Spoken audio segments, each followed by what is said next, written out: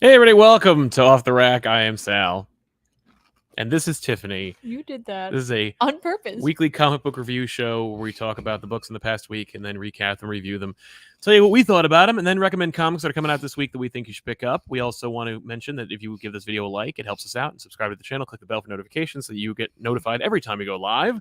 If you enjoy this show and you like audio versions, you should check us out over on Spotify or go to patreon.com/comicpop. Check out the rewards we have for helping us out more directly. Of course, if you want to sponsor today's show, you can do super chats, ask a question or comment, and you'll be here on the show. And that will also go towards helping us out on this show as well, because we occasionally do get sponsors, but I would rather you guys be the sponsor, not just because it helps keep us employed, but also because it keeps the show honest and it keeps it this way. It keeps it just between us.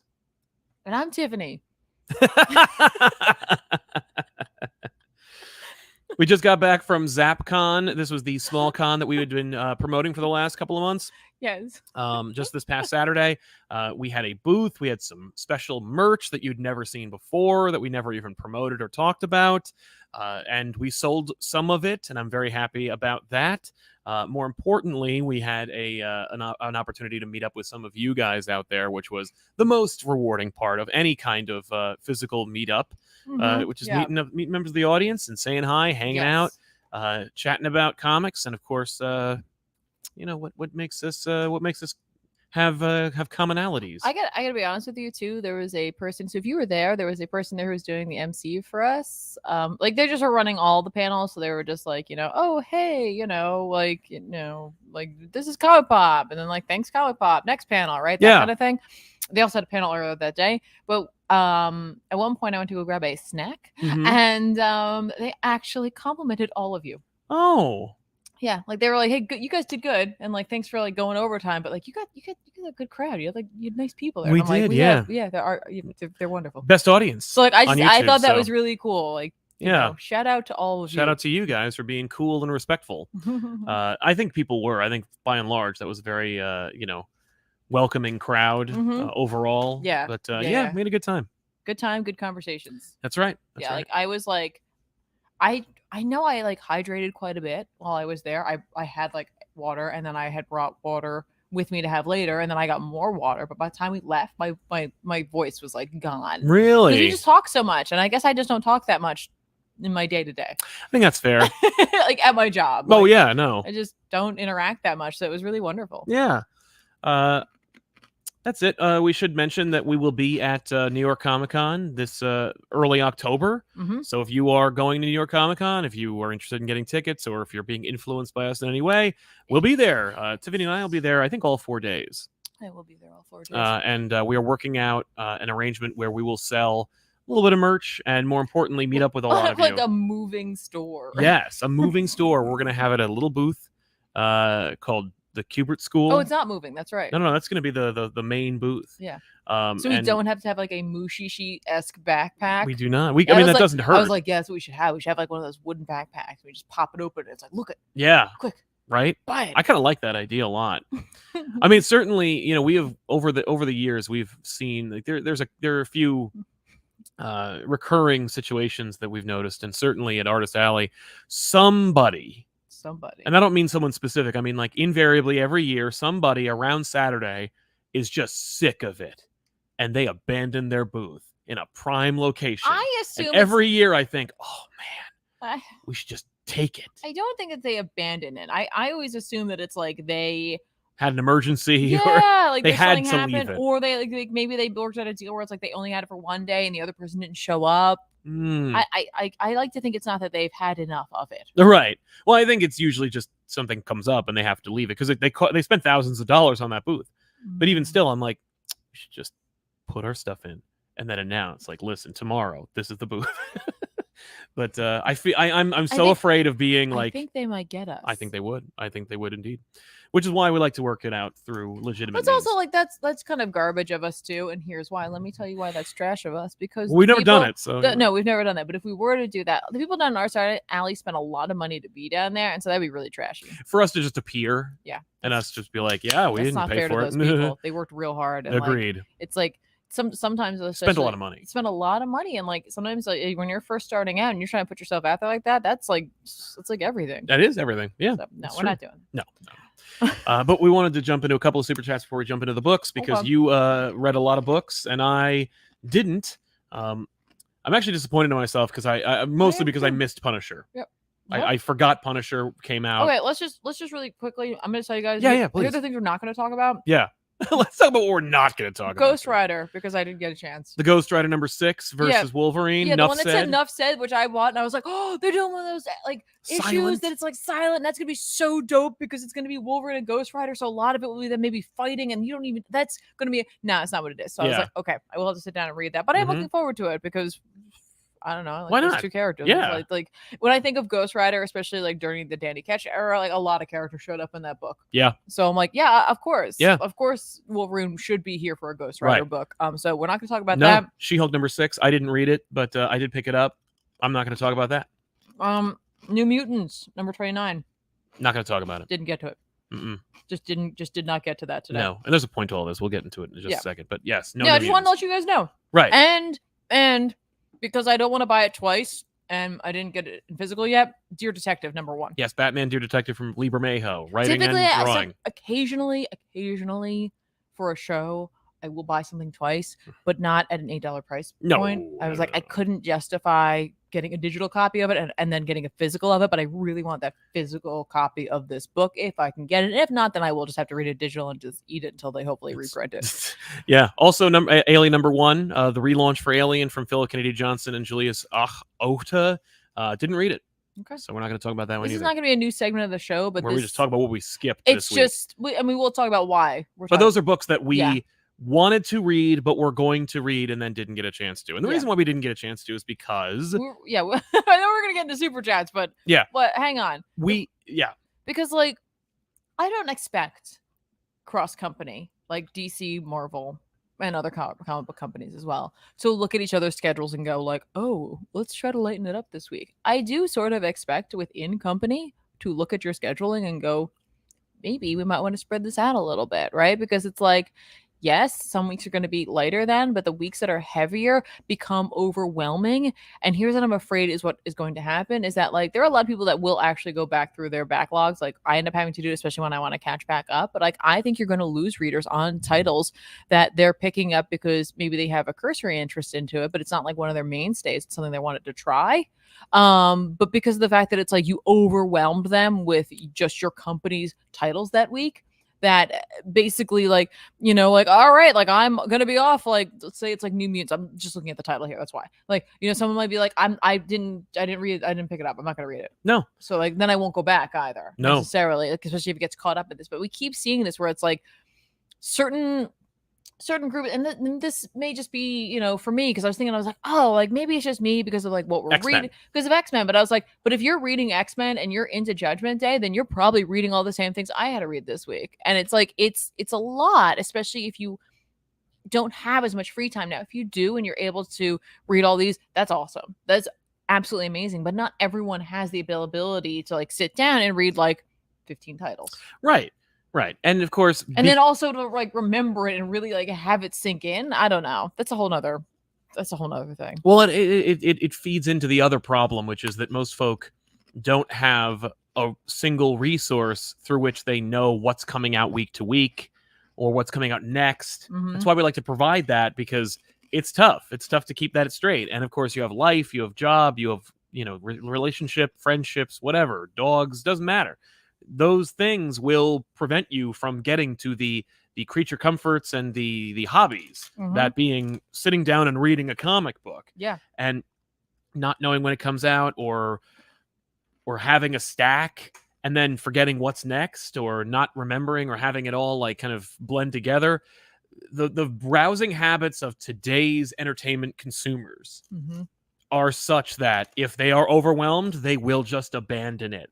I mean, look at that in the comic book world for the local comic shop collector who realizes that their pull list has gotten too unwieldy, and then they just abandon the comic book store and then don't pay their bill. You know, that's prevalent and a problem. I'm sure it's not an epidemic the way that, you know, some other issues plaguing the industry are, but it certainly is part and parcel of the, like, if there's too many options and not enough money or time or both, people will choose neither. Like, they'll just abandon it.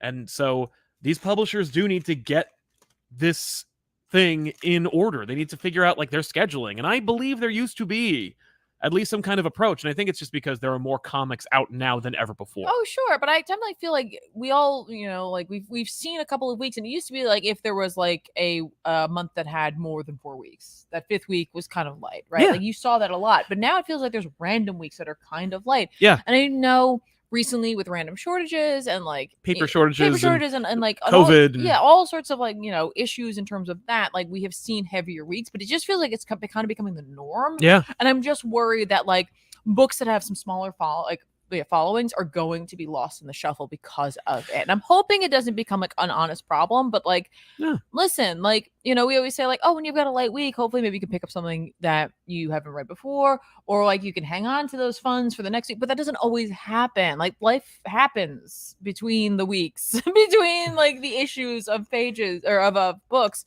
So like, by that next week, you might not have the additional funds, and you might just have the funds you had for that week. And then what are you going to do? You got to make choices, and that sucks. Yeah. So I'm just saying, like, it would be good for everyone if they could try to kind of spread these out a little bit more, so at least within their own company. Right.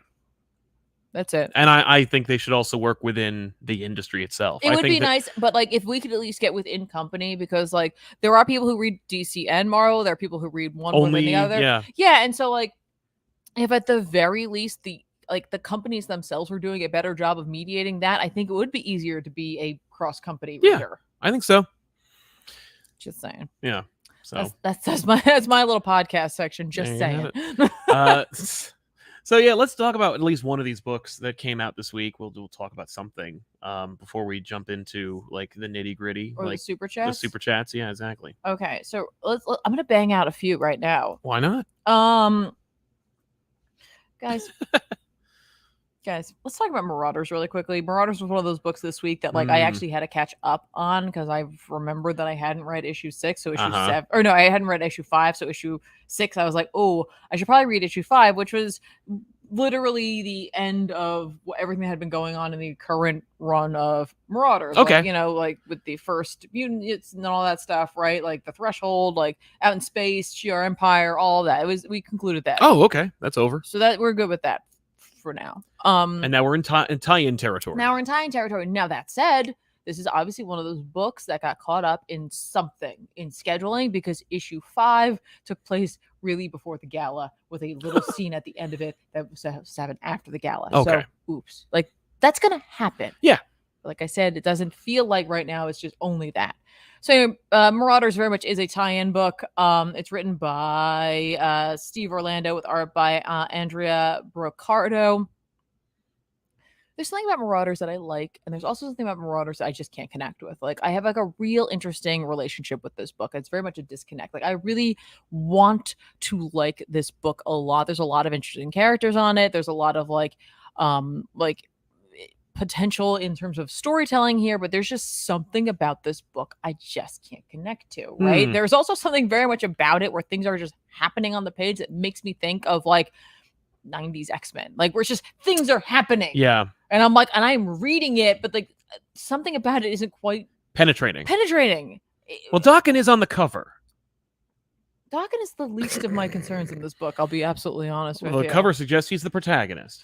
Well, in this, he's just, it's more, this issue is like, Steve Orlando took this assignment to heart and was like, we're doing a tie-in issue. So what we're going to do is like, a lot of characters are being judged, especially within the, like, if you are an X-Man or an Eternal right now, like the Eye of Judgment and your books are going to be on that. Not that Eternals necessarily has a book, but it kind of does, and we'll talk about that later. But like, that's what we're going to do. We take each of the characters. We kind of get like what happened when they got judged, that kind of thing, right? Like, how did it all go? And it's through the guise of a character named Birdie, who is like has the power of like mental health. Okay. Like, she's like a therapist. All like, right. She's like a she's just really good. That's her power. Well, like, she describes herself as like, as like combat medic. She's like a combat psychologist. Okay. Like, where it's like she can go in. She's got the glow. She goes with you on it and like helps you through your trauma. And I was like, that's kind of cool. That is like, cool. That's a very honestly useful sort of ability, right? Like, yes. Yeah. But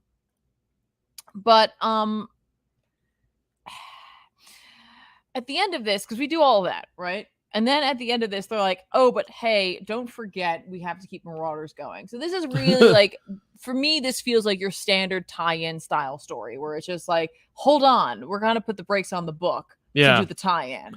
Right. Right. And then at the end, we'll be like, but don't forget, there's something else happening. There's more book after this. Like, a lot's been going on for X-Men, or like for Mutant, for Krakoan kind right now. There's been quite a few threats that have, like, you know, shown up for them. Let's add another one onto the pile, right?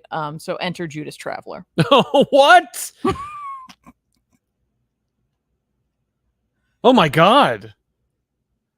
I did not see that coming. So someone had tweeted at me, they're like, I can't wait to hear like Sal's reaction to the end of Marauders. And I got to the end of it, I was like, nah. I can't believe that. I know they had suggested maybe he might be a mutant when they were workshopping him after inventing him. Yeah. But oh my God. Yeah. So that's incredible. Yeah. What a great pull. He belongs there. I hope he joins the council. Him and Exodus. But he seems to be working for Orcus. Yeah, okay. So maybe he'll be in the dark web. We'll see how that goes. Well, like I said, Marauders is one of those books, it keeps pulling me back in, but like I just can't connect to it. No. I don't understand. Just things are happening. It's just like bouncing off your armor. Yeah. Yeah, so I read Marauders. Bam, done. I also read X-Force this week. Craven fans, this is your book. This is I know at least one. This is your book. Let me tell you that right now. I don't think that came out this week. X-Force 31? Yeah. I think it did. Or did I just buy that? I think you might have just bought it. No, there it is. It's right there. Yeah, that's from 2 weeks ago. Oh, well, I'm still going to talk about it real quick. Real quick. This is written by Ben Percy with art by Robert Gill. And it's cool looking. And, it's cool looking. It's cool looking. It's fun looking. Here's why I wanted to talk about it. Oh, One, yes. It's a tie-in. 2, Craven is acknowledged as a clone. Oh. And like they've decided that like this is going to be a driving force for his character in this book. Ben Percy was like, you know what? I'm going to take this. I'm going to run with it. I'm going to own this. Right. I'm going to do I'm going to really redeem Craven's clone. He's like, you know, like killing bears and wearing their skins other than normal Craven stuff, or like up in the north. Yes. Is because of the fact that he's looking for the Celestial, because he's like, I wasn't born, and like being born out of like, you know, from your mother, like, you know, coming through like blood and viscera and all of that, like I didn't have that because I'm but a clone, and that's like connected to like so are test tube babies, you friggin' weirdo. Yeah, but like he's like, so like I'm looking for that, and so that is why he wants to be judged. Yeah, he's like, I'll do that, but I'll also like hunt for it. He's got a whole shtick. Okay, and he's going. Okay, Cloven. Right, but like he uses is that what we're calling him? I'm calling him that right now. He's going to use Deadpool in order to get onto Krakoa. He's very interested in Beast as well, which, by the way, Beast has a moment like in this where like he has a like one of those like infographic dump pages, right? Where right at the bottom he says like, sometimes I think the only way X-Force might be successfully unified and collaborative is if I clone myself several times over. And I'm like, no, please don't.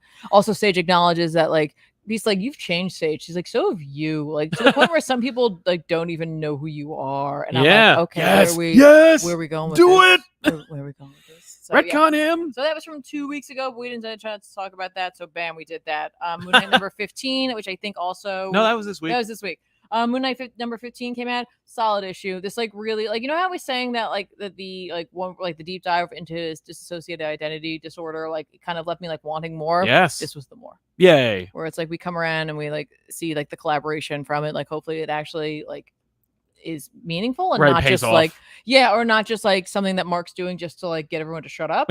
Like hopefully it actually means something to him. But it is a pretty dope issue and it really does pay that off. That's written by Jad McKay with art by Alessandra Capuccio. That's correct. But yeah, fun issue. Yay.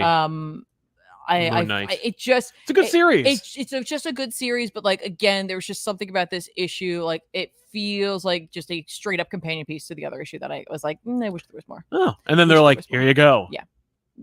So that's pretty cool. Yeah. All right. Those are a couple of like Moon Knight. Quick ones that I wanted to go over. There is like one or two other like older ones that I'm going to get into, like at least X-Men Oh, X-Men, I yes. think is important to talk about. Usually, like typically, anyway, as the flagship book. But we'll get to that. But Yeah. unless you want to talk about it right now, it's up Why to you. not? Let's smash that. This I week, should point out that we got this issue today in the mail from Marvel because we do showed Marvel. up today. We do a case. I tried it out. I wanted to test out the Marvel subscription model. So this is a 2-week-old book that came out today for us. Oops. But I also got tomorrow's Amazing Spider-Man. So I guess that all works out, right? What? Really? Yeah. Are you sure? Oh yeah, no, they mail the thing with the Marvel subscriptions is if you get them, like if you subscribe to a series, odds are you'll probably get them a day or two earlier than they come out on the newsstands. Dope. So like I read this week's Spider-Man, but we'll talk about it next time. But X-Men 14. Yeah, so for some of the books this week, guys, I wrote notes. Oh God. I wrote notes because I was like, I get too lost in it, and there were too many books this week sometimes. So Well, they haven't. So I tried. See our other conversation. Yeah, so I wrote some notes. X-Men 14, written by Jerry Duggan with art by C.F. Villa, is a tie-in issue to Judgment Day. It's one of those issues that feels like Duggan saying, okay, my book is part of this, but also I want to keep telling a fun, action-packed X-Men stories like I have been doing. Like the book is, yeah. So he manages to do a tie-in while also giving us a story that relates to what has been going on in X-Men. We just got a new team. Like, yes. We just got a new team. Yeah, and now we're doing an event. Right, and so they're thrown into the fray immediately, but that doesn't stop crap from their own book from showing up, right? Like, so it's like, we got this thing going on from AXE, but you know what? Hey, don't forget, Game World happened. Yeah. And that's technically over. Like, we defeated... Yeah, they did. Yeah, but like, we saved them, and it should be done, except there's some aliens that didn't quite get the memo that Game World was over, so they're trying to get the payout on destroying Earth. How? By firing something into the sun to cause essentially a huge solar flare. It's going to be an extinction level event. Right? Okay. Cyclops and Magic sneak onto the ship trying to figure out what's going on. But unfortunately, they're too late to stop the device from entering the sun. Oh crap. So this like extinction level event is now careening towards the Earth. That's cool. Bobby gets to shine in this issue along with Angelica. Literally, we just needed Spider-Man to show up in this. I know. We'd have an amazing friend team up. Heroes succeed right before it, like, you know, goes Nova or destroys everything. Yeah, they head back to Krakoa for the next fight, but Bobby takes a few moments because they have to go through the gate to give a reporter a quick interview, and the entire issue is really couched within the article interview she wrote. So it's like we see that at the beginning, we see that at the end. Yeah, it's a fun issue that fits. I ate all those chips. Those chips there's some gone. scraps. I ate all of them. I thought I offered saw you a none reflection. of them. Yeah, no, there's a little bit. I offered you no chips. That's okay. I'm sorry. I don't need chips. It's a fun issue that fits tonally with this run to date. It's thrilling and action-packed. The article being a vehicle for the Let's Go Back might seem cliche, but Bobby talking about his life as a mutant, as a gay man, as well, serves to remind us that many Marvel characters and teams came from inspiration pulled from the real world outside of our window. That's true. true. I mean, there's something about that there that I was like, wow, it's just like so current, but also gives you that, hey, don't forget, that's what these characters came from. Yeah. So I really appreciated that. Oh, also Cyclops gets to be Cyclops in this. Cyclops being Cyclops in this. Yeah, he doesn't have to be Captain Krakoa anymore. No, but he also but he's like BB and Cyclops because he gets judged in this issue, but it goes on his own terms. Yes, and you can imagine how that goes. Naturally. Do you have guesses? Well, you told me. Oh, no, I didn't. You did. Did I? Only my wife can judge me. Oh, I didn't tell you that. You did. I didn't because I just read it today. Well, that's weird. What? Yeah, only his wife can judge him, but like he's judged positively. Yeah. And he walks away like, yes, right. Shut up, Cyclops. Captain America is 1,000 times more honorable than you are. No. I'm gonna explain to you why he's judged that way. There's a reason. There like Gillen's like, no. Yeah, I know. Not. You know what it is? It's a broken Celestial, and he's stupid. That's what it is. Because you know Spider-Man's going to be judged thumbs down as well, because Zeb Wells writing them. We'll see. Let's get into some super chats, and then we will get more into the Judgment and what's going on there. The Judgment.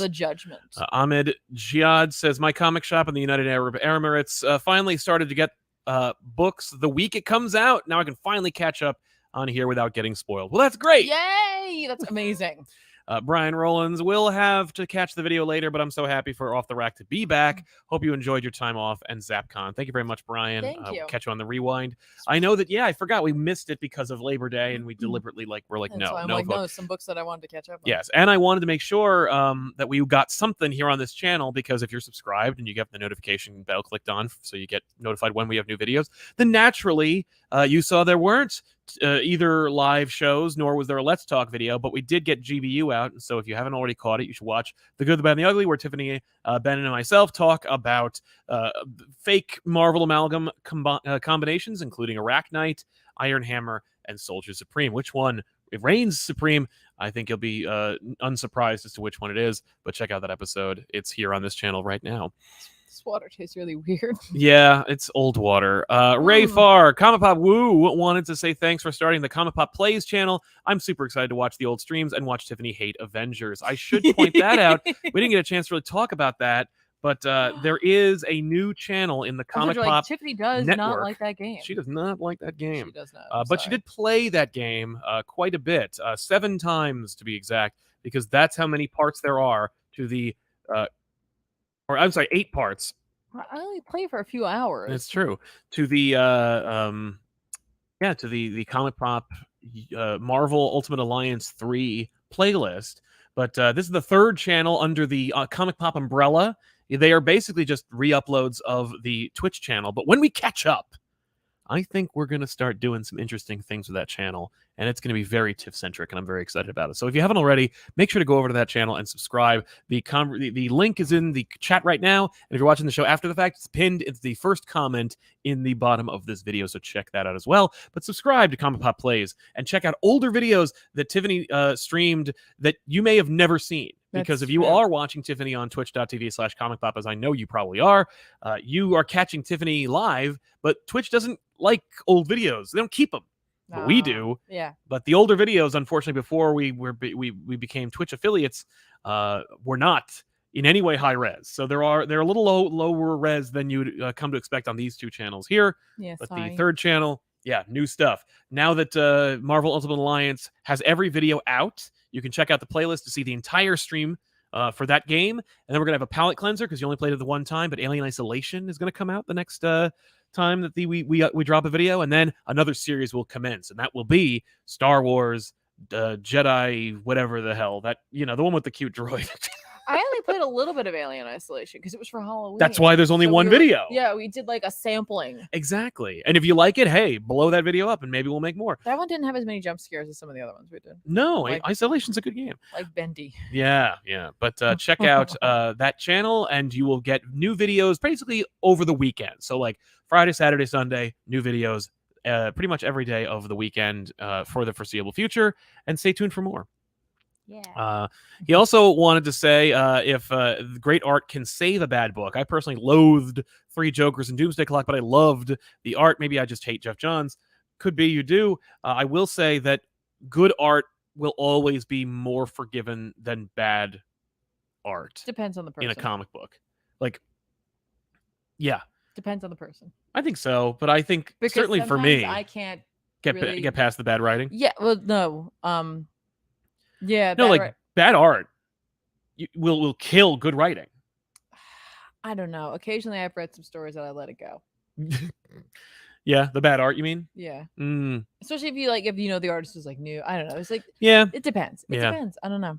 Although that said, like I read one of the books I read this week that we already talked about, which I don't want to like put an artist down, so I'm not going to mention which book it was. So luckily, I've done a few of them. Yeah. There was literally a face in there that like. I was like, why? Or like, and I've seen this before. Like you know what you're drawing. It's like no, it's more that like this is like a more like earlier in their career artist mistake, like someone who's just learning. Where it was like everything lined up except the mouth was over here, and I was like, why? This is not right. This is not like a thing you're doing. This is like just a mistake. This is an oops. And it's like that sucks. So yeah, I think, but I like that we're both on 2 different sides of the spectrum. I think that good art will elevate a bad book. No, I think 100%. Like I'm definitely for that, but there have been occasions. It doesn't always. No, like, it's true. Occasionally, I'll be like, all right. Yeah. Matthew Chalaga, booths are like hermit crabs. If one is abandoned, someone else will come and claim it. We've seen that. I've seen that happen. That's why I was like, we should do it because someone else is going to take this booth. But we won't because we're people of integrity. Hrishi Venkatesh, apparently. Not new, not a book. Have you heard Batman Unburied? Spotify audio drama that I dare say has my favorite version of Riddler, voiced by Hanson Minhaj. I have not ever heard of that. No. And I like my comics normally in comic book form, but I have heard, that it's cool. Like I've heard of audio dramas like the Wolverine one that are really cool. I liked that Doctor Strange audiobook. That's right. Yeah, you have a CD of that. The I got it Milkman. for like super cheap someplace. So yeah, whatever. Look out behind you. It's Wolverine. What? Where? Also, Sal, what do you think about Dark Web? I don't remember the last Spider-Man X-Men crossover. Yeah, it's been a while, and those should be like the top Marvel books of the era. So it should really work out. Now it should that, really work out. Firestar and Iceman are on a team. Seriously, together. And Zeb Wells left the X office to go to the Spider office, so there's synergy there as well. We'll see. I'm not excited about it, but that's only because I'm like, you didn't know what to do with Ben Reilly, so you made him a bad guy, and now he's part of this stupid event. Like, literally like a year or less later. Okay, we'll see how it goes. But I will reserve judgment. The Derpiest to Derbs. Hey guys, love the Batman Endgame back issues. Now I wait for Super Heavy, which I'd argue is one of the most underrated modern Batman arcs. That's true. And you will be waiting for Tiffany to cover that one because she loved Super Heavy and also championed it. And I think it's worth discussion. And so Super Heavy will happen on the couch sooner rather than later, but it won't be like next week, No. But yeah, Cat Lawyer will defend for treats. Okay, I gotta ask, why does Ethan hate dragons? I think we just hit him with too many dragons once. His problem was that his real problem was the Scott Snyder dragons. His issue was the Dark Knight's metal dragons and how Ethan just has a limit for dragons. Well, it's like when in doubt, throw a dragon at it and we'll just forgive how stupid something is. And he's like, no, I will not. Like, you can't just hit me with a dragon. And maybe it's because he admires the purity of dinosaurs and dragons are just pretend dinosaurs. It could be. I don't know. Matthew Trelaga returns to say Cyclops' judgment was so lame. This was a chance for them to really examine his character, see how his good qualities compared to his many, many faults, but instead he monologues for half a page, and then he gets a thumbs up. Yeah, I think that was just the being like, we have to see Cyclops get a judgment, but we don't want to make the book about him again. It's been about. It has mostly been about Cyclops. Yeah, Cyclops has played a big role. It hasn't always been about him, but he's played a big role. So I get them just being like, there, done, it's over. Right, we can move on. Yeah. Steampunk says, hi, Sal and Tiffany. I was reading JLA Trial by Fire and currently reading the Ultimate Galactus trilogy. Become a fan of Plastic Man and Martian Manhunter. Very nice. Yeah, those are great and also great characters. I'm glad you're digging them, man. Welcome to the show. Thank you very much for sharing that with us. I got to check out Trial by Fire. I don't think I've read it. Abe Sapien, well, thank you very much for your generosity, Thank Abe. You so much. More importantly, just wanted to say thanks to Sal for covering Beta Ray Bill on back issues. Absolutely love the episode and Ben and Ethan's reactions to the awesomeness that is the story. Also got Wonder Woman Dead Earth for my birthday yesterday. Well, happy birthday. Happy birthday. Happy birthday to you, Abe Sapien. And I'm glad you got that because that's a dope ass book. Yeah, and a great gift. A great gift. A great gift. Cat Lawyer returns. Watch out, Wolverine's coming for you guys. Thankfully, he is part of the staff, so he knows what side of the bread he is buttered on. Comics Lamar, Thor beating Gore with Zeus's toy lightning bolt felt like the equivalent of using a spring-loaded boxing glove. I hated it. No respect for Jason Aaron. That's fair. I hear you. I know people are frustrated by that. I don't not have respect for Jason Aaron. I like his work. I don't like his work. It's a mixed bag. I like his individual character work. Certainly his team books leave a lot to be desired, but his Thor run is celebrated and will be remembered for centuries. The movie, maybe not so much. Potassium to the Heart started House of X, joined the Patreon family. Looking forward to watching the videos on the new channel. Read a pod based comic to practice reading comic layouts with a familiar story. Super helpful. That's great. Nice. Right. That's excellent. And thank you very much for your attempt to get to the show. I do apologize for the road trouble that you experienced, and welcome to the Patreon. Patreon.com/ComicPop. Well, sorry, this thing doesn't really. There we go. Dan V900. I find Flashpoint Beyond to be much more compelling than Dark Crisis now. Those first few pages of FB do spoil the final page of Dark Crisis 4. Oops. Indeed they do, but I do have it on good authority. That is to say, from Joshua Williamson himself over on the Comics Experiment on Comic Story's YouTube channel, that you don't get spoiled. Like, Dark Crisis is not spoiled by Flashpoint Beyond. Like, you may spoil the fourth issue, but you're not spoiling the whole thing. So don't worry. Okay, so I think Comics Lamar was saying they have no respect for Jason Aaron. Yeah, that's what yeah. Oh, okay. I know, and I'm saying I do, but Okay. Well, because they have no respect for Jason Aaron. It was character limit. Oh, I gotcha. Yeah. Yeah, no, I got what you're saying. I'm picking up what you're putting down. Dr. Bright says, "Hey guys, you all good? So how exactly do luck powers work? I personally see it as a form of reality warping. Could Iska be beat by Hulk or Superman?" Hi, doing okay. And seemingly no, because she would just find a way to like not allow that to happen. Right. Like that's the issue with Iska, unless you like cheat her. Because we did see that it could be proven that you could cheat her. Yes. Basically. So I maybe it's reality warping. I don't know. Is there luck based? Yeah, there's domino. Magic. I was gonna say like some other force. Is there a luck force? There's a speed force in DC. Is there a luck force? Oh. In Marvel? That sounds like a pitch. Oscar Moreno. Something's poisoning the luck force. Oh my god. The Beyonder being back teasing a new Secret Wars. I that would be cool. Would make sense. I haven't seen anything about that. Film. Certainly. Yeah, that'd be synergistically working. Synergistically. But yeah, so let's talk about some books. Batman number 127 came out this past week. It is, of course, written by Chip Zdarsky with art by Belen Ortega and Jorge Jimenez. Yeah, I saw this cover like before the run even started. I remember Jimenez was just like, check out this page. Like he just really liked it. Not a fan. I know. It's also a panel in the book. So it's like it's oh, intense. Like it's either the same panel or an embellishment of that panel. Either way, I dig it. I mean, like I saw a lot of people talking about this cover, like I think in a favorable way. Subjectively, I don't like it. Well, certainly. It's just not content I'm like looking for. No, and you know what's funny? I think it's the thumbnail for this episode, but I was thinking about how there are a lot of like recent Batman covers where it's just his face. Yeah, and I'm like, half of it is obscured by something. Yeah, and I'm trying to figure out like, is that his eye? Is that a reflection of an eye? Like, I don't want to see his eye in the white. There's a lot of I dig it, but like I get why some folk might not be excited about it. That being said, Batman battles Batman of Zur-En-Arrh battles the hell's his name? The robot. I can't remember his name. Doesn't matter. It's a robot that like is a you figure out what his problem is. Like he's failsafe. That's it. Seems failsafe.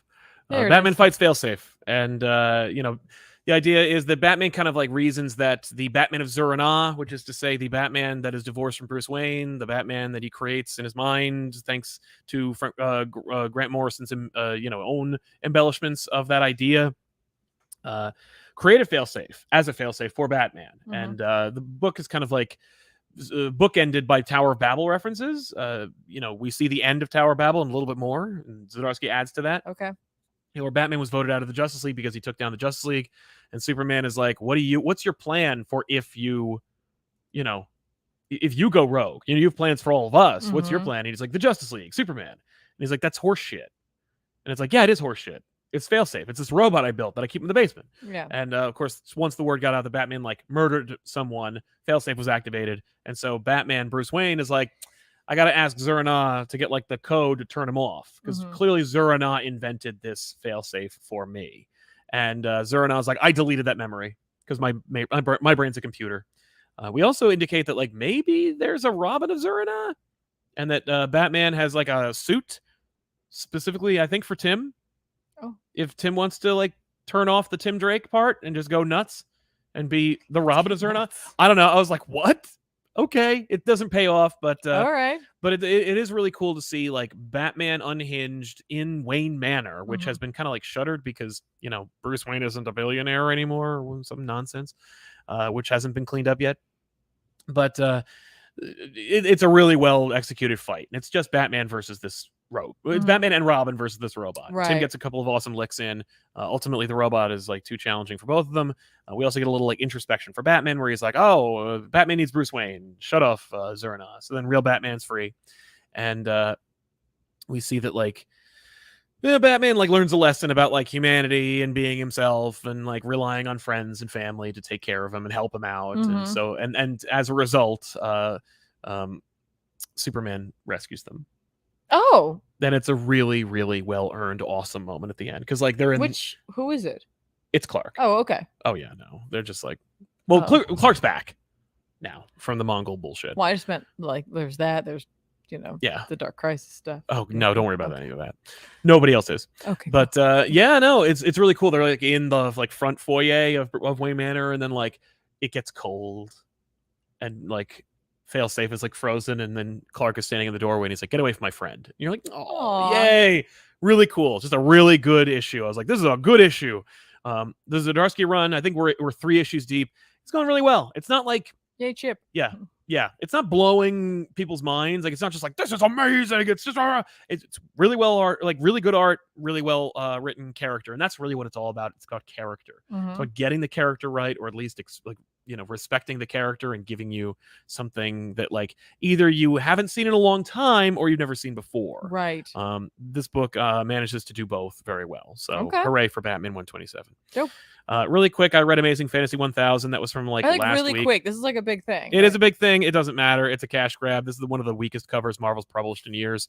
I don't respect this cover at all because it's not a cover. It looks like the cover of a book or a trade or a promotional material. You know, like maybe a poster. I know we had a little bit of a discussion about it because I was like, I hate this cover, and you're like, no.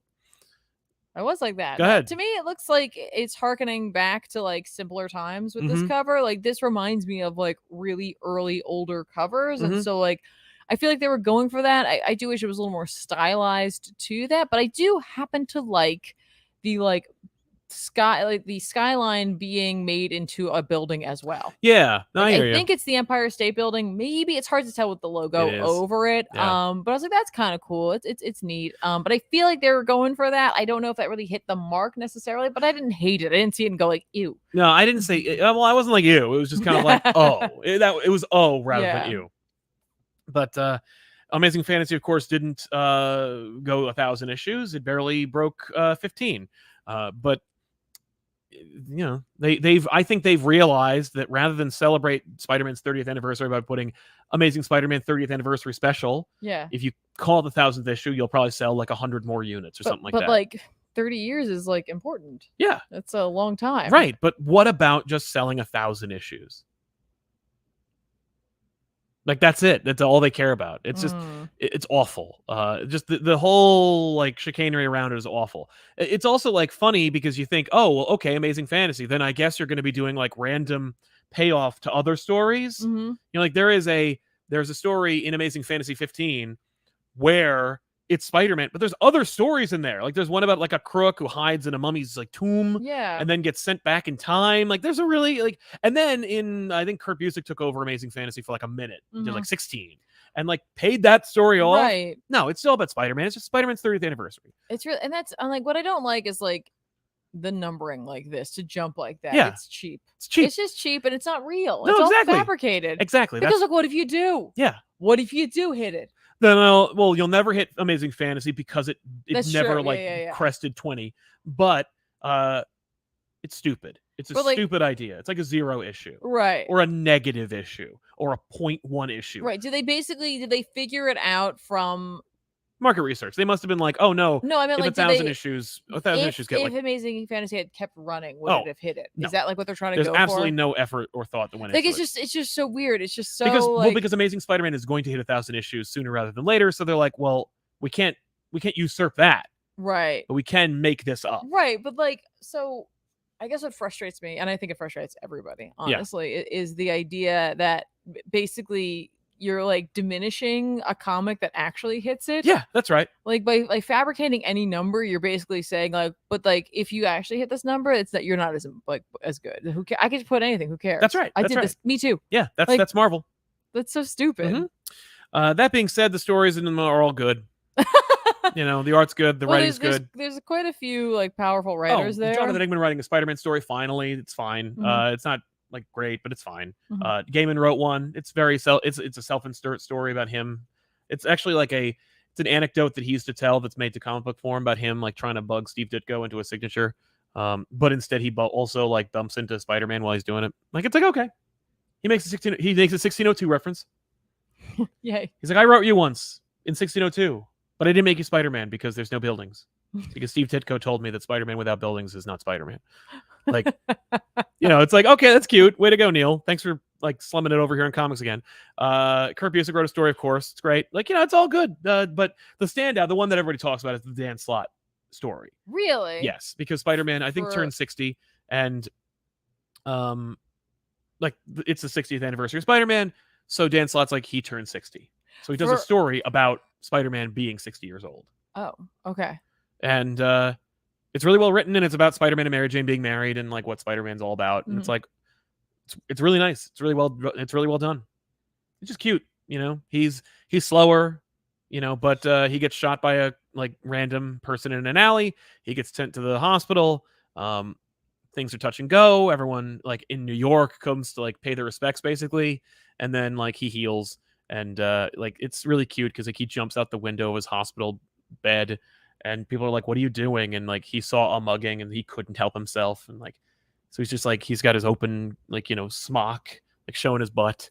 It's just a cute little like, yeah, that's Spider-Man. It's a really nice story. That's nice. So overall, it's his 60th, not his 60th. 30th. I'm sorry, no, his 30th was in the 90s. I was like, wait, what? Yeah, no, he was born in the 60s. So yeah, no, it's the 60th. Yeah, 60 years is a big deal. It's okay to just call it Spider-Man 60. Yeah, nope. That's like a really big deal. I know, it's good. Okay, cool. But it's good. Like the problem is, it's really good. So you can get it now.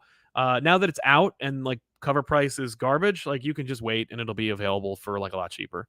I also read the new Thunderbolts.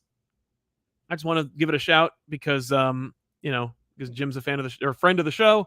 It's written by Jim Zub with art by Sean Izaski. It's a new bold era for the Thunderbolts, and I think it hits. I think it hits the mark. No pun intended, because the Hawkeye is leading the team, but it's more world building, more set up for like the new kind of status quo of the Marvel universe, and I think it does a nice job. Clint, not Kate. No. Okay. No, it's Clint. Okay. Yeah. Nobody's using Kate. I don't know where she is. Damn. I know, which is like a sin. Yeah. But it's good. It's a good series. Excellent. So check that out as well. Yeah, we did have a couple more super chats, and then we'll get into what you got. Sure. Rayfar, I got more Spider-Man omnibuses, volumes 1, 2, 3, 5, Untold Tales, Roger Stern, David Michelini. Thanks for making me want to own those fire stories. Anytime, man. Thank you so much for telling us about that. That's awesome. Yeah, I don't even own those, so that's great. I heard about good stuff from. I know that Roger Stern run is great, so that's so cool to like have it. Yeah. Somber Shadow 001 loved the Beta Ray Bill and Endgame back issues episodes. It seems like you guys are Destiny fans, judging by the Ghost reference. Ben played Destiny, and I played it a little bit. That's right. You two are the only ones who played that game. But I wasn't there for that. But you weren't there for that, so yeah. Mm-hmm. Lewis Cox, really? Why? Who really wants to know Joker's real name? I don't. He is the Joker. That's it. Stop it, people. That's the name of the episode, so we'll get into that in a little bit. Okay. Joker's real name was revealed in a book. Right. So we'll talk more about that as we go. But thank you very much for your support. But not yet. Not yet. No. Because first we're going to talk about Wolverine number 24, written by Ben Percy with art by Federico Vincentini. Yes. Judgment Day tie-in. Oh, no. Wolverine's getting judged, everybody. I bet the Celestials like thumbs up. Well, no, there's like, listen, you get 3 modes if you're getting judged. 1, thumbs down. 2, thumbs up. 3, undecided. Let's see. Okay. Some of it's like depending on the writer, like, oh, I want to see where this goes. Some of it's like, you have this much time to like, to let me know or what have you. That's where Wolverine's at. Oh, okay. Prove yourself. Bitch. Dude's like hundreds of years old. Like, I feel like 6 months or 2 days isn't going to make a difference. Wolverine's honestly like of 2 minds. He feels like he deserves it, but sure. Then he also realizes if every time someone fails judgment, it's just dooming Earth. Yeah. So he's like, I can't let that happen. Right. So I've got to try and earn this. Yeah. Meanwhile, Solemn, remember him? Mm-hmm. Do you remember Solemn, everybody? He gets visited by the Hell Bride. Do you remember her? No. Okay. Back in Ten of Swords, when Solemn and Wolverine met up for the first time, remember Wolverine went to Hell to get Muramasa, and like there was a wedding going on. Mm-hmm. Hell Bride was the bride. Okay. Right? So she wants revenge, and like she sees this opportunity with like the judgment occurring to like take her shot.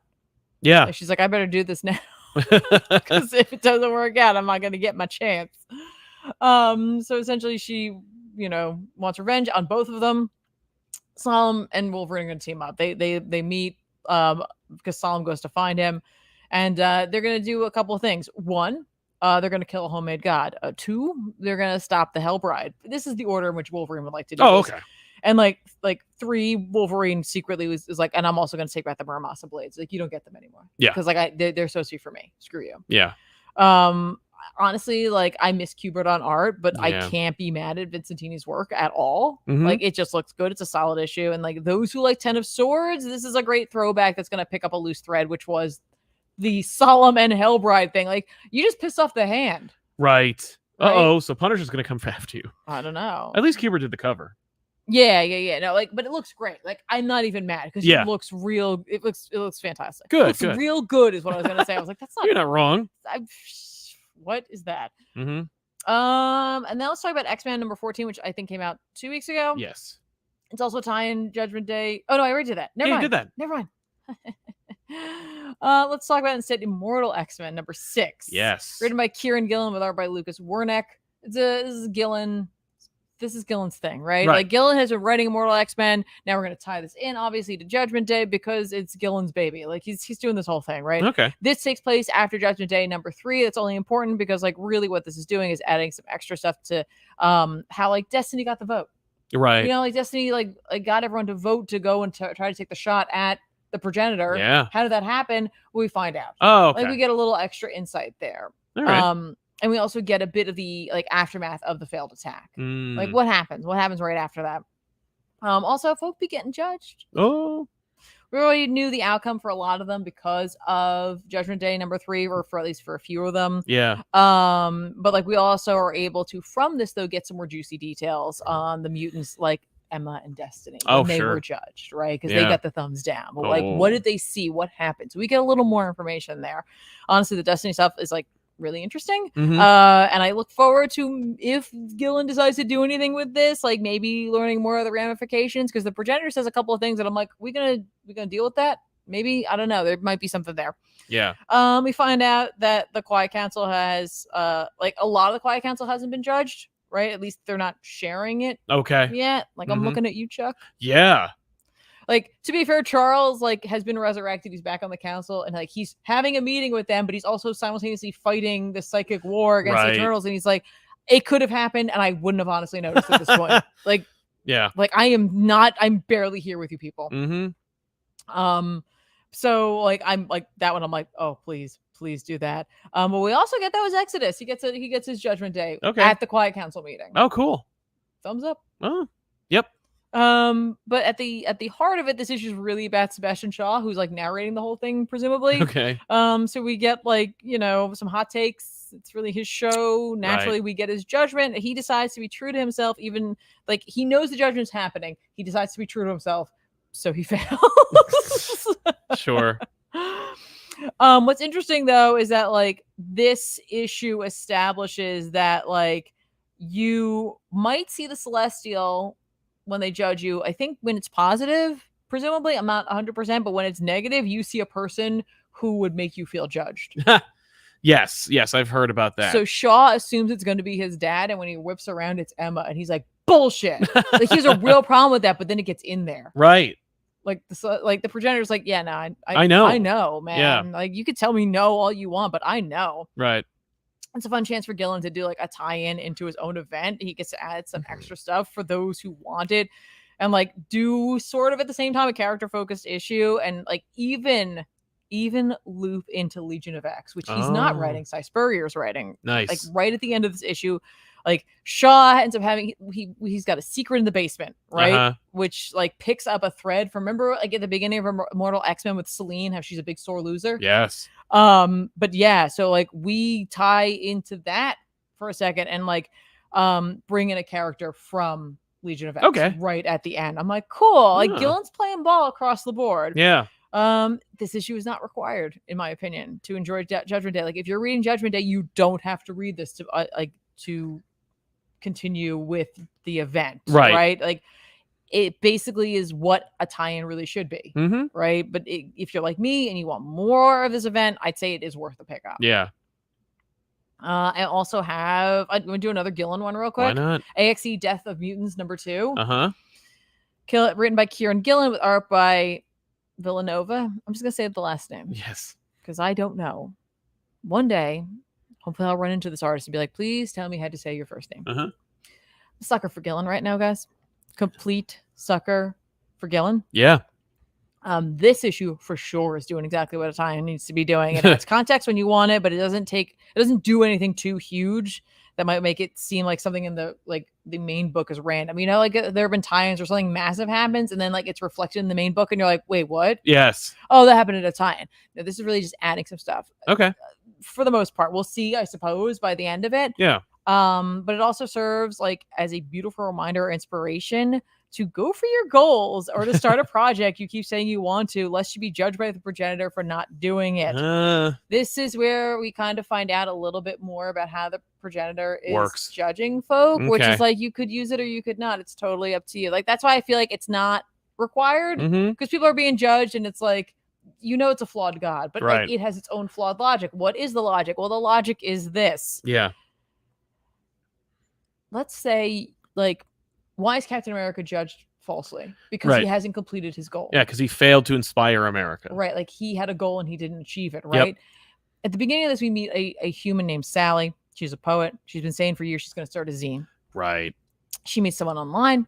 During all of this, she uses it as a distraction. They're like really naive about poetry and kind of most things, honestly. But they have a really sort of cheeky / inappropriate like screen name. Okay. Because they're called the Mimitar, which is the name of one of the hexes, the one that they kill and bring back. Oh. We also get more information about the hexes themselves. Gillen decides to give us some more details on the alliance of the mutants and the deviants. You know, the deviants show up at the end of 3 to help the mutants. We get a little more like how that all happened. Because from that book, you're like, because they would show up because they think that X-Men are deviants or the mutants are deviants, so they're going to show up. We get a little bit more. It's just the more of the same. A few of the Eternals also get judged. For example, the set of Eternals who helped to bring the progenitor to life. Yeah. So Phastos, thumbs up. Right. Makari, thumbs down. And Ajax, to be decided. Okay. TBD. Phastos is like, dude, why did I like? Because like the progenitor asked, like, would you still have done this, knowing that like I'm crappy? And Phastos is like, no. Makari's like, no. Yeah. And Ajax is like, yeah. Right. So like Phastos is like, wait, why? Why am I thumbs up and Makari's thumbs down? And the progenitor's like, because you took steps to fix it. Oh. Like you said no, and then you attempted to fix it by like telling the mutants about like my kill switch, essentially. Exactly. And Ajax is like, oh, you did what now? Right. We also get to see Cersei's and Jack of Knives. You know how they broke into the exclusion to free Eros? We get to see that process. Yeah. We get a little more to that. And we get to learn a little bit more about Eros's motivation, which was a really simple moment, but it had a lot of power to it. Yeah. Obviously, being the brother of Thanos, he would like to try to save as many people as possible and to tip the scales. Okay. That his brother did. Yeah. Like, yeah. I love that. Like, it's really well crafted. It's a solid sentence, right? Yeah. By the way, if you're wondering what happened to Sally, she fails her judgment because she procrastinated. She never did it. She wanted to do this thing and she never took measures to do it, right? She tells her friend about it online. Like the friend's like, just do it now. I'll submit poetry. Her online friend is the actual Mimitar. What the fuck? Because the Mimitar apparently is like a 1,000-year-old like teenager. Oh, okay. Like mentally. So it's like they're like reading like Plath and like all this poetry and like learning from this chick. Right. So like the Mimitar is waging war on Krakoa in hopes of also saving Earth while writing poetry, and is like, yeah, but if you take steps, maybe it'll help to fix it. Okay. Right? At the end of the day, if you like Dylan's Eternals run, like this is a book for you because like that's what this is. This is more Eternals. Like this is Gillen writing Eternals. You get the Earth, like the world machine talking to us, being cheeky. By the way, at one point, the progenitor goes like, yeah, no, you too. I see you. World Machine. Yeah, World Machine's like, ooh. That's great. So it's just a good fun story. Like I said, like if you like Gillen's work and you liked him, especially on Eternals, you're probably gonna like this book, and therefore I think it's a pickup. There we go. Nice. And that's really it for me. So we get to the big ones. Yeah. Well, let's talk about some super chats before we do that. Sorry, I rambled, but I try to write it so that I would stay on task. I think you did great. Pedro Vengus just finished Supergirl Woman of Tomorrow, and it was incredible, and I almost cried 2 times. Yay! Sold. Yay, tears. Dante Cook, hey Sal and Tiffany, can you explain where Batman Zero comes from and what is that? Loved the new GBU. Infinity Wars should have never happened. Warps. Warps. Yeah, no, he said Yeah. Wars. I do want to read more of Weapon Hex. That was literally the one that I remember liking the most, but we didn't talk about that one on GBU. But I was like, I think I remembered really liking that one. I do remember you liking that one. Yeah, no, the Batman of Zero was invented in Batman R.I.P. or at the very least, he was invented in the 40s when Batman of Zurna is actually like a planet. If you Google it, you'll find it. They changed it. You know, it used to be Zurna, and then it's Zurnarg because it's just a bunch of noise that he makes. But yeah, Batman R.I.P. is when they when Morrison morphs the concept of Zurna into Zurnarg. So there you go. Check that out.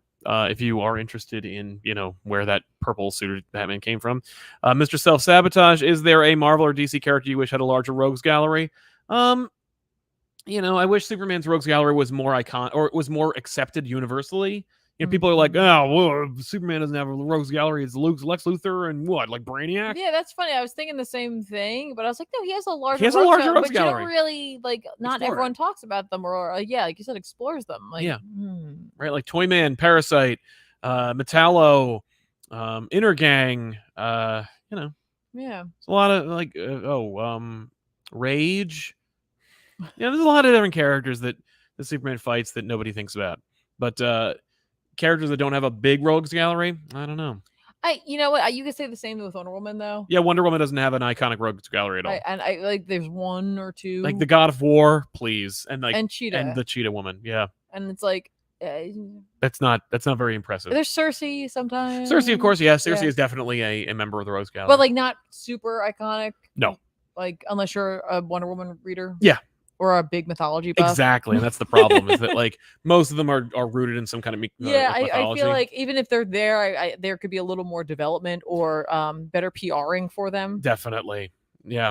You got to get that bat PR going. Totally, basically. The Fodderbox Kid, I just wanted to say hi, and I read the original Midnight Suns, and I'm starting the Nightfall Saga after watching your videos on both of them. Wow. Yay! Midnight Enjoy. Suns. Thank you very much. Ray Farr, my buddy, read Born Again and loved it. I showed him your episode on it too. I also loaned him a copy of Death of Gene DeWolf, which is a personal fave. Nice. Yay, very yeah, nice. Born Again's an incredible book, and everyone should be reading it. So check that out if you haven't already. Living Freak. Speaking of X-Men, would you ever cover on an episode of Back Issues of GBU any 90s horrific X-Men stories like the full run of the Bone Claw Wolverine era? Maybe. I mean, we did Fatal Attractions. That's very 90s X-Men. We did Executioner Song. We've done a bunch of 90s rooted X-Men stories. Onslaught twice. So there's plenty of them. But Bone Claw Wolverine, it's not really a story. It's just a thing that happened to him for a long time. Panda Go Crazy. Hey, ComicPop family, what are your faves of the year? So far? I really liked One Dark Knight. Yeah, that was great. And Suicide Squad Blaze. Mm-hmm. Some good stories. Yeah. I like the Punisher series. I think it's great. There's a lot of good stuff. But give us another few months. Yeah, we'll come up with an list. actual list. We'll have a list at the We'll end. give you a real list. Exactly. Dante Cook. Also, did everybody forget about Poison Ivy run and it's not selling well because the new issue felt like DC dropped down the paper quality and nobody is talking about her? The story and art are still going Olympic strong. Yeah, so that's one of the books that because there was so much this week, I didn't get a chance. And I think I'm actually another issue behind as well. It's just I want to read it because I felt like there was really something there and something I really connected to in that first issue, and I haven't gotten there. Yeah. Nick Del Tufo. Hey guys, or hey folks, if you could have any superpower ability, what would you have? We just answered this at the not here, but at Zapcon. At Zapcon, so I've got an answer for you. Healing factor. Yeah. Me too. What? Would you change your mind? I did because yours is better. But yeah. All right. So there's Flashpoint Beyond number 5, which came out this past week. It's from Jeff Johns and company. Mikhail Yanin and Zermanico did the art for this particular issue. But Flashpoint Beyond is, it's the penultimate issue. Really like almost this over. Cover. It's a great cover. Yeah, no, it's a great. It's Batman's face. I know, right? Yeah, Batman's face again. That's what I'm saying. Did it again. Yeah, no. So we're getting some more answers. Apparently, the clock related time person murderer in the Flashpoint universe has been revealed, and it's none other than Martha Wayne, aka the Joker of the Flashpoint universe, who of course didn't die at the end of the Brian Azzarello book, where she definitely died, but instead didn't die and was been hiding in the walls of Arkham the entire time. Old lady in the walls. Old lady in the walls. She's not that What? old. But yeah, she's been hiding in the walls the whole time and manipulating events. She murdered Psycho Pirate and discovered all kinds of secrets of the DC universe that were revealed by Jeff Johns, and Jeff Johns alone, who's just operating somewhere, wherever Jeff Johns lives, and doing whatever he wants to the DC universe, and just getting paid to do it, and no one else getting a chance to like work with him or like work around him. But yeah, also it turns out like Batman and Ra's al Ghul, I guess, whatever, teamed up and like rebuilt the Flashpoint universe somehow.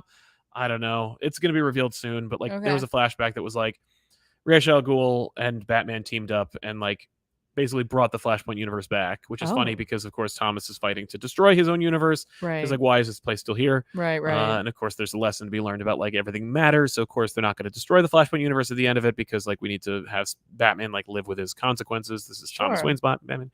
The thing that everybody cares about is the fact that they revealed the Joker's name. Martha reveals like, she's like, the Joker's name is this.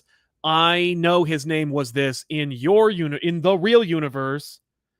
So I looked him up in this universe, and he was a failed comedian who like hooked up with Jeannie and has a kid, and he works for Wayne in the casino, which they blew up.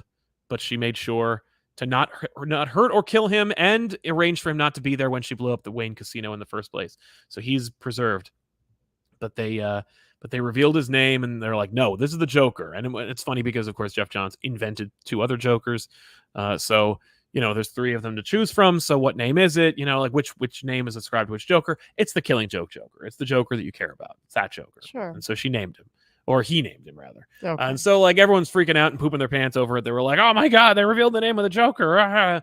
Is this the real Joker? And it's like they could just make it up whenever they want. Like, they could say no. Like, yeah, it could or could not be. Depends on what writer comes next, or well, the fact when that, like, they feel like they need some more money. Like, Johns is setting up, like, more stuff with the DC Universe, and I'm like, no one cares, right? Like, that, like, none of this sticks. You got to be there to make sure it stays. Yeah. You know, you can't just like spoil the ending of Dark Crisis 4 and then say that you're connected and then set up the next era of DC. You've done that 3 times already, and each time someone else who gets like bigger or gets more money than you just throws all that away. So stop it. But anyway, is his name Joseph Kerr? No, that wasn't. That was his name once. Really? Yeah, that was in in Going Sane. That was his alias. It was Joe Kerr. Well, that's why I said it was Joseph. It was Joseph Kerr. Yeah, no. Joseph Kerr was my father. That's right. And Batman sees it and he's like, I'm an idiot. But no, that wasn't like his real name or anything. But yeah, they reveal it and it's like, okay. All right. So here it is. It's Jack Oswald White. His name is Jack White after the effing white stripes, but has Oswald, like Oswald Cobblepot's middle name. And I'm like, you can't use, like, that'd be like his name being Harvey. Like, you can't use another prominent Batman villain's name in the name. Well, and you can't call him Jack White because that's just calling him, that's just naming him after the effing white stripes.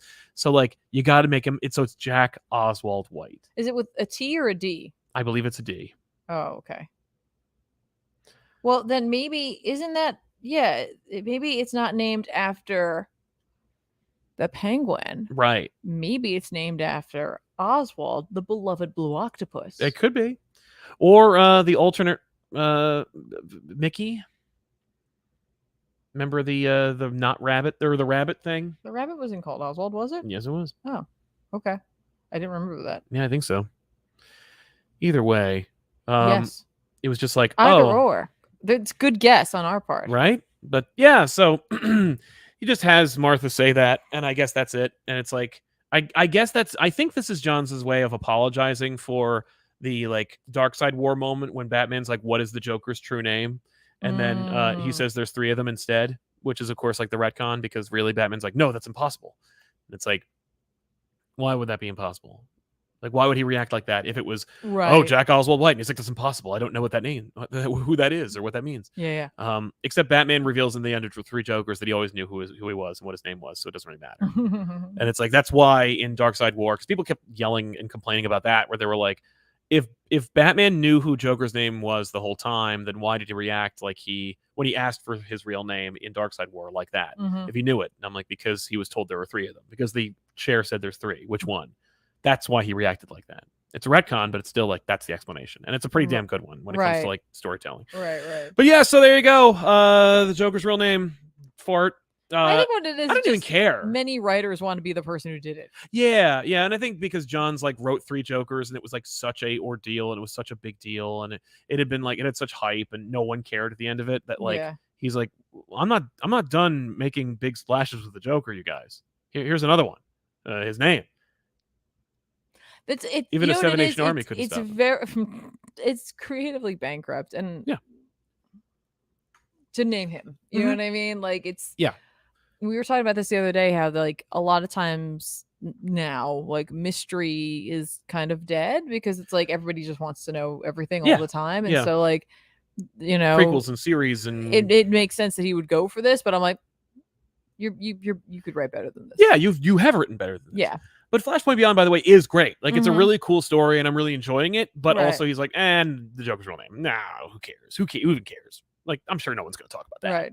Like, knowing full well that everyone's going to talk about that. Hoping that everyone will talk about that. But, yeah, so there you have it. We'll talk about Dark Crisis in just a second. But, what was it? Max says, hey, guys. Hope you're doing good. Did you guys enjoy Batman the Imposter? I thought it had great vibes and art. I read the first issue and thought it was not great, and so I didn't read anymore. I don't think you read any of it. No. Ray Farr says, how do you guys not. feel about the angry Spider-Man? I think it's really cool to see Peter in a state that he shouldn't always be in, kind of in edgelord, I know, lol. I've seen it too many times for me to care or be interested in it. You know, he was like that for way too long during the Clone Saga. He was like that during Back in Black. There's, you know, I think it plays into a lot of people's like grimdark teenage angst, like desires to see their favorite heroes who like wear basically the colors of the American flag, like brooding and frowning and being like something antithetical to what they truly are. So like, you know, I'm sick and bored of it. I was sick and bored of it as a child, and I'm sick and bored of it as an adult. He also asks, John, do you hack? Jack White was an alias Joker used in Arkham Asylum game. Everybody go watch Tiffany on Twitch. Oh, well, thank you so much. Yeah, no, they do. Yes, that is an alias there. Oh my God. It all comes back to the Arkham games. Of course it does. Bum, ba-dum, bum. Hello. Okay, no. And finally, Dark Crisis on Infinite Earths number 4 of 7. That was your Mephisto voice. Yeah. Josh Williamson, Daniel Samper. This is more of the Dark Crisis, but with a new title update, which, as I understand it, was always the plan. I do believe it was the plan because I think Josh told me that it was going to be the plan, like, well in the beginning. But nobody believes it. Okay. I think it was originally, well, I think the book had a different name before all this, and I think it definitely had the Infinite Earths thing in there. But this issue does explain, or at least warrant, why they changed the name of the event halfway through, basically. But yeah, in it, you know, it's more the same. Hal faces off against John Stewart's Elseworld. Lex Luthor is visited by Black Adam and basically is like enticed to join the Legion of Doom to help save the world. They also reference Forever Evil. They're like, well, we've done this before, when the Justice League went away or died or whatever. Then it turns out that like the Dark Army is unleashed on them, and then that is used to, like, I guess, start the crisis or whatever the hell happened at the end of this issue. But what happened was basically like Infinite Crisis, where, like, yeah, we'll talk about that in a minute. The Dark Army shows up and like they fight, but then it doesn't matter because like they seem to get the upper hand, but they immediately don't, and they become part of the Dark Army. Yeah, they get chained up. Like Barry and Hal are going to leave the John Stewart Elseworld, because Barry freed himself in a tie-in, but like, who cares? Which cool. That's one of those that should have not happened in a tie-in. Yeah. kind of things. Yeah. But then they go to see Batman.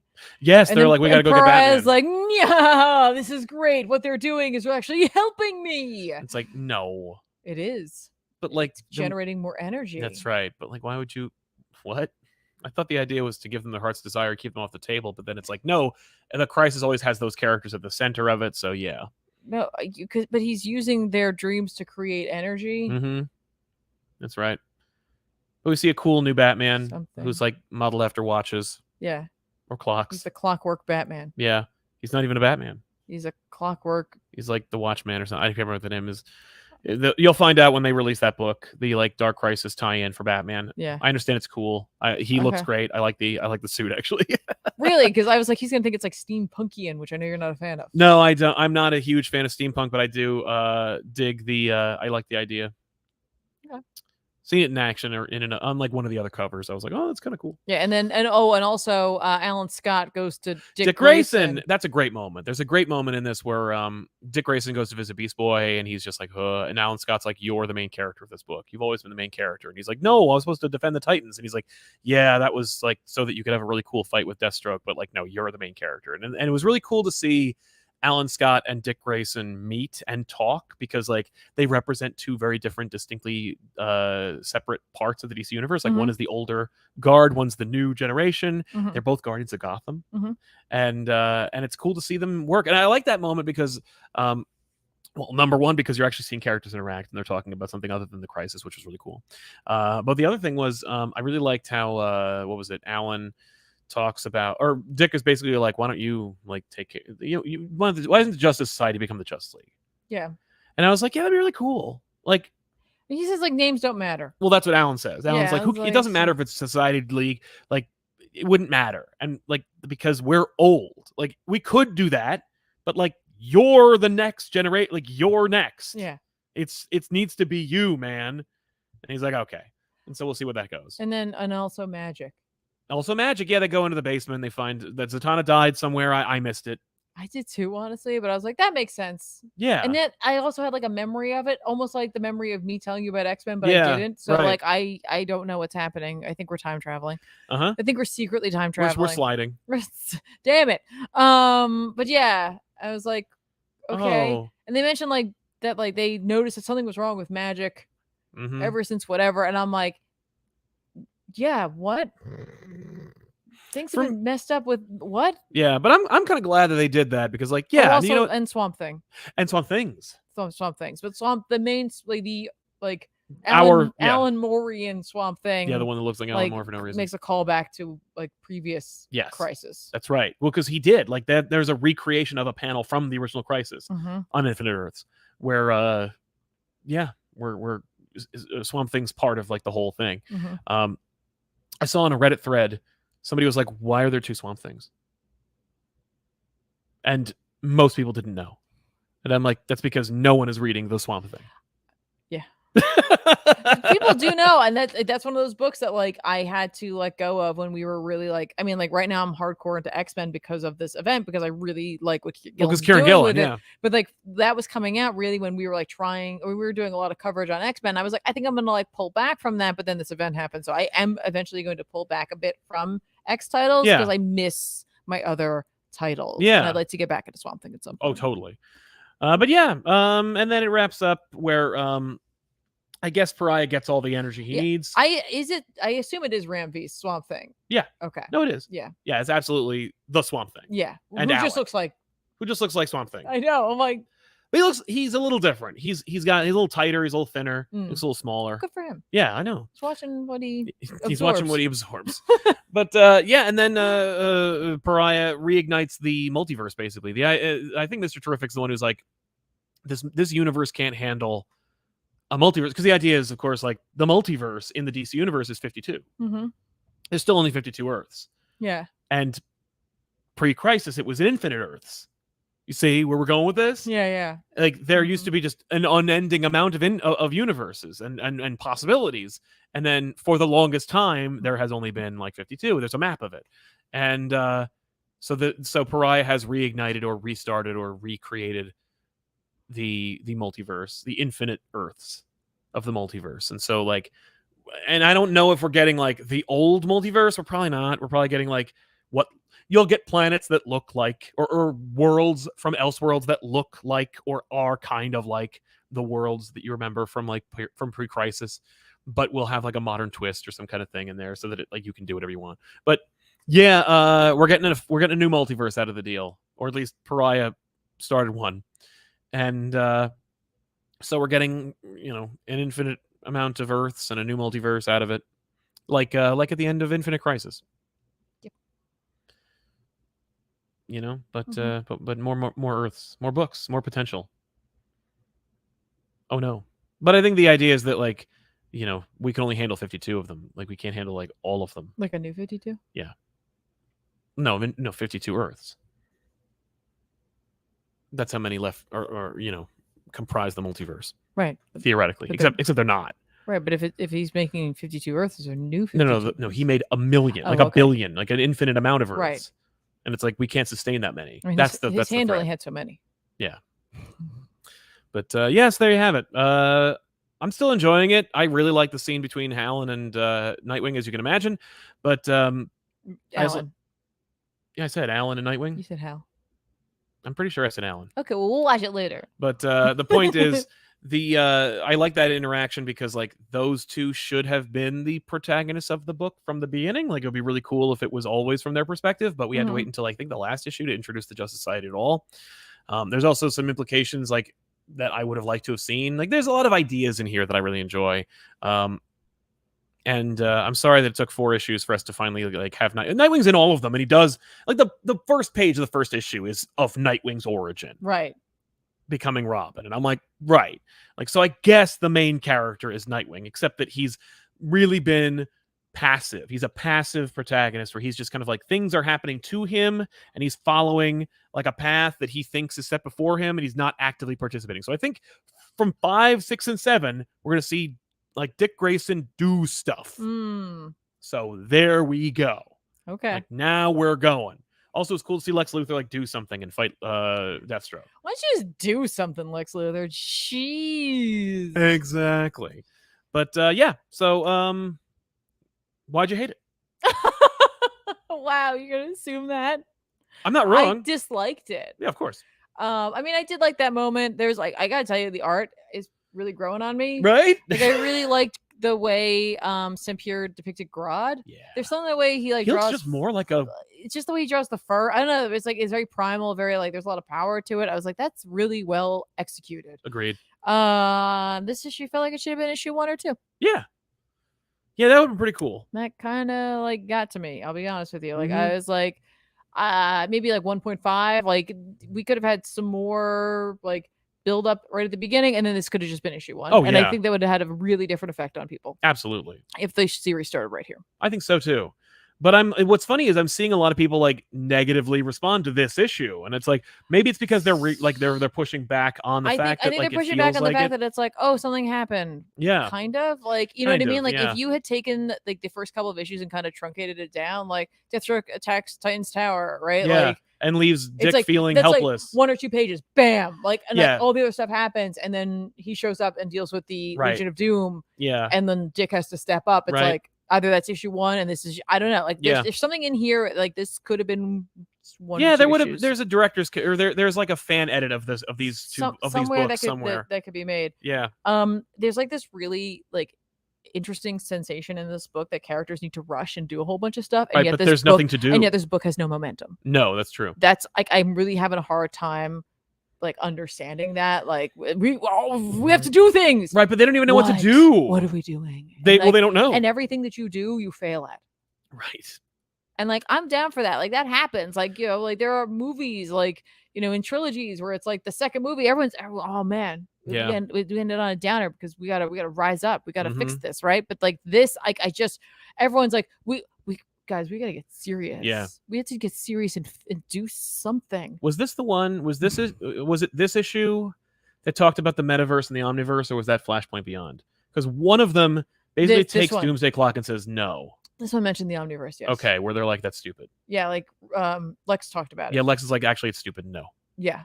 Because I think they also talk about it in Flashpoint Beyond, where they're like, no. Like Okay. whatever the other guy said is stupid. I don't like being the person in the middle here. But nobody talked about the Dark Multiverse. It is referenced. It is referenced by name, but nobody talks about it like it matters. Right. And Tales from the Dark Multiverse is a book that nobody's making anymore. So, I don't think we're going to be seeing that anytime soon. Occasionally in this book, I felt like characters didn't actually have the motivations to say some of the things that they said. Oh, yeah? Yeah. Like the interaction when Black Adam is talking with Lex. Yeah. And what the hell's his name? Is it? Yes, it's Vandal Savage. Vandal Savage is there. And like he makes a callback to a previous event and then also makes a slight like. Yeah, it was Dark Knight's Metal.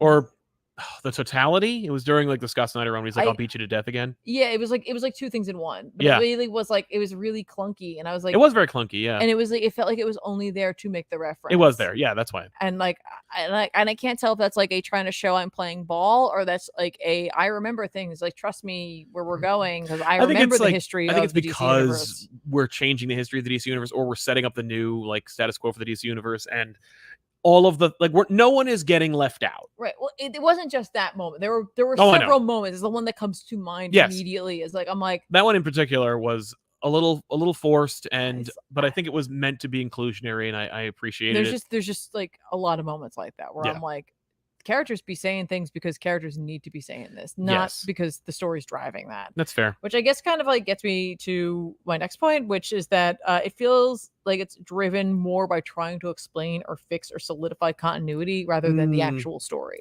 Yeah. And like I think that might be the reason why there is a section of folk who really like this book and a section of folk who don't really like this book, because like if you're here for that like level of continuity and that level of like unraveling to like make sure you understand what's coming next, that's if anybody even pays attention to this, I don't know, like you're digging this. There are plans after but this. It feels like a report, I guess, more like I don't know, like I know that Josh Williamson is, and I've said this, and I'm going to say it every single time I say something negative about it, because I know that he is a good writer. Yeah, because I you love Birthright. I really did, and I've read many a story by him that I have enjoyed. Yes, and like this just doesn't feel the same. Right? No, at all. I mean, it's not. It is something else. Like this is not necessarily like your run of the mill indie book or character study or series. I think you can host you can do both. A large event and still have a like satisfying narrative driving the ship while like other things are happening. And like I think he has that ability, but I don't know what is going on here, so I don't want to be like, well, he's clearly lost his edge, or like clearly DC blah blah blah. Like I don't know, so I'm not gonna say anything, but I am gonna just say that like it just doesn't feel right, you know, like it's fair. And I don't know. And additionally, I think DC did him dirty by changing the name on this issue. Yeah. Because it was not as like shocking. No, I was like, oh, yeah, you changed the name now, but it's like supposed to be, and the thing is, for me, I feel like you could have done something clever with the cover where it was like almost redacted out. Oh yeah. And then like at the end, like the last page, like after the reveal, like instead of putting an ad there or something else, it's the cover again. But with a different name. Yeah. Yeah, that would be way better. Because like I don't know, like I think it just lost a little something there. So I think between that and like the like slight spoiler from John's, it's just like they're just like, I don't know. It just makes it feel unimportant. And then with all the other flaws to it, it's just all I can see are the cracks. No, totally. That's where I'm at right now. That's fair. I can't argue with that. I feel badly because like the level of like, okay, so like the things I'm talking about where it feels clunky, like dude knows his stuff, and like I don't think you should be penalized for knowing your stuff. No, but like I don't know, hide it a little better, like, or make it feel more natural. Like I know you can. I don't know. Yeah, I don't know. I'm sorry. Storm King says, "Will we see Batman, Catwoman, or DC Vampires in back issues?" Yeah, one day. Cozen, I usually listen on these things while I'm working, so I'm not looking at the screen, but now I just see the stream and watch out. I know he's glossy, and he clearly drawn, but watch out behind you. Yeah, it's actually cardboard. What? Yeah. Oh no. Berserker Barrage. I'm about to get an adamantium colonoscopy. What? All right, let's recommend some comics that are coming out this week that we think you should pick up. Spider-Man number 9 from Zeb Wells and Patrick Gleason. The art's great, and it wraps up that whole Moira story completely. I read it. We'll talk about it next week, but Oh damn! it's all done. Wow. Okay. At least the Mary Jane part. Okay. Daredevil number 3. I love that the Hellfire Gala logo was on it. Like this should have come out. Like it freaking matters. Like, yeah, I hear you. Marvel's all over the place right now with the scheduling. Yeah. Daredevil number 3. Chip Zdarsky, Rafael De La Torre. Cover's amazing. Yeah, it's really dope. Daredevil's great. You should just be reading it. Predator number 2 from Ed Brisson and Kev Walker. Yeah, this is fine. So we'll see what happens. We'll talk about it. It's a 6-issue miniseries, so hopefully like the next miniseries. I will say Predator was like 3rd of the month when it came out, number 1. Wow. And I was like, hell yeah, maybe like, because obviously the book's going to drop off significantly. Like it's going to be like, 40th of the month like next week. But maybe it'll get Marvel enough to start greenlighting a couple of Predator versus stories. We can get Predator versus Wolverine, Predator versus Punisher, Predator versus Black Panther. Like let's get those out before Marvel resents this franchise and leaves it to the dust. Do a Powerbomb number 4 is coming out from Daniel Warren Johnson. You should be reading this series if you aren't already. It's 4 issues. Pick it up so far. And Tom King and Elsa Chartier's Love Everlasting number 2 is coming out. If you like weird subversive mysteries that are science fiction kind of, but more like just David Lynchian, like what? Then you should read this series. It's crazy weird, and there's more to it. This series. I think you should. I think it's interesting. But yeah, it plays with like the Marvel romance book and then turns it into something else. Okay. And it's really weird, but it's really neat. So check that out as well. Tiffany, what do you recommend? You had yours all ready to go. I'm not even remotely ready for a go, but Axe Judgment Day number 4 is coming out. You know why I'm reading this. Like someone say, I love this book. I actually love this book. The thumbs up, thumbs down thing, whatever. Oh, that's the gimmick. It's the thumbprint. Like he tied it in. Yeah, he tied it in. He did. It's all character driven. Written by Kieran Gillen with art by Valerio Schiti. So it's gonna look good. Yeah, that's right. It's gonna look good. Also, X-Men Red number 6 is coming out. That's gonna be a tie-in to Judgment Day, and I'm here for Hell yeah, it. You need to know what happens. I have next. to know. Magneto's got a big hole in his chest that he's holding together, basically with sheer force of will. Yes. To fight back and against Uranus's forces, even though he's already left. By the way, we keep dropping Uranus. Oh yeah. That's going to be a real problem. Oh yeah, no, Uranus is going to be the main villain of the book. It's going to be a real problem. It's going to be awesome. Either that, or they're going to like put that Set away, that up. Yeah, like for another time. Which good idea. I'm kind of actually more hopeful for, because Uranus is his own thing, like extinction level event. I agree, because the Deviants mentioned that too. Like, were Uranus to come to Earth, that would wreck everything. The end of the Deviants. That'd be so cool. And, I'd love to see that. Potentially anything. But X-Men Red number 6 is written by Al Ewing with art by Stefano Caselli. So yeah. So definitely gonna be picking that up for sure. Mm-hmm. And another thing that I will be grabbing, which I'm gonna tell you about as soon as I find it, will be Midnight Suns number 1. We'll see about this one. They brought back the They did. They brought back the old logo. lock up for the Marvel logo there. It looks good, by the way. It's written by Ethan Sachs. Oh yeah, that logo up there. Yeah, that looks dope. Written by Ethan Sachs with art by Luigi Zaccaria. Luigi. Number 1. Obviously, this is a cash grab for the video game. The video game. Yeah. So you got a team of. At least Spider-Man's not in it. No, it's true. But you got Magic, Wolverine, Blade, Spirit Rider, and Nico Minru. So like the only one on there, I'm like, Wolverine. It's fine. Yeah. It's Wolverine. Yeah. This one's at least more magically balanced than the game seems to be. Oh, I think so. I'm gonna play the game anyway. Of course. But I'm just saying, like, just more Magic users, fewer non-Magic users would be fine with me. Did you mention that Savage Adventures number 5 is coming out? I forgot. Because I know it's a comic that we were both reading at one point, and then I kind of fell off. You were on it for a bit, but I read the last issue. It was good. But if you're still on this is the shocking conclusion apparently to the Hyborian Hunt. It's written by David Pepos with art by Carlos Magno. Yep. I might be surprised if Conan continued on this team after this. I doubt it. I sincerely do too. That might be it for me, folks. Yeah. This is again. This is one of those weird weeks, right? It'll be a light week, but I'm sure something shocking will happen in She-Hulk, and we'll talk about that at some other time. Well, I would like to make sure next week that I also talk about that Bermejo book. Oh Dear, yes, Dear Batman. Dear Knight. Dear Knight, Dear Batman. Dear Dear Batman. Batman. You are so cool. Will you come to my birthday party? Well, I'd like you to look at my bedroom. Yeah, J.R. Gomez. If I hear the words light or darkness again, ISTG. I hear you. Ray Farr, always thankful for Comic Pop. You guys are such an amazing channel, and thanks for being awesome. I wish I was able to go to Zap. I appreciate that, man. But listen, Yeah, it's thank you so okay. But much. hopefully we'll see you at some other show. I mean, we are going to be at New York Comic Con.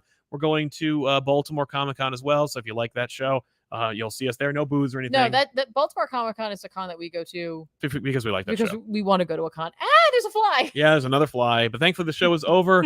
Before you go, make sure to subscribe to Comic Pop Plays and check out more of Tiffany's streams over on twitch.tv/Comic Pop on Tuesdays and Wednesdays. And we'll see you guys next time with an all-new episode of Off the Rack here on Comic Pop Returns. Don't forget to like the video, subscribe to our channel, and we'll see you next week. I'm Sal. I'm Tiffany. So long, everybody. Bye. Bye.